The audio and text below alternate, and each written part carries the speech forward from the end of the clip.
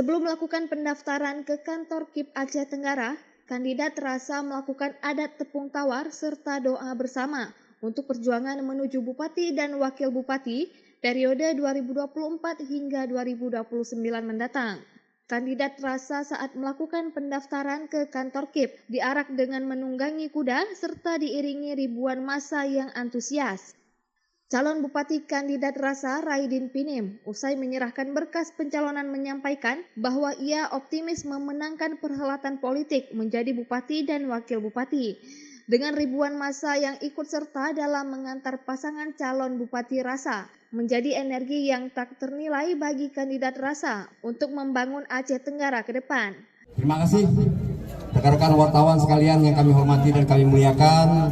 Perlu kami sampaikan bahwasanya hari ini hari kedua kami mendaftar di KIP Aceh Tenggara ini dengan aman. Tidak ada satupun ribut-ribut di jalan. Saya berterima kasih kepada seluruh tim sukses saya, kepada seluruh pendukung Rasa. Insya Allah hari ini Rasa kalian telah mengantarkan kandidat Rasa ke kantor KIP Aceh Tenggara ini dengan aman.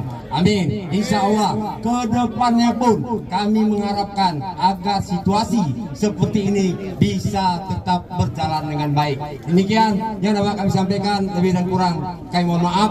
Wabillahi taufiq wal hidayah. Wassalamualaikum warahmatullahi wabarakatuh. Dari Aceh Tenggara, Al Mujawadin melaporkan untuk Puja TV Aceh.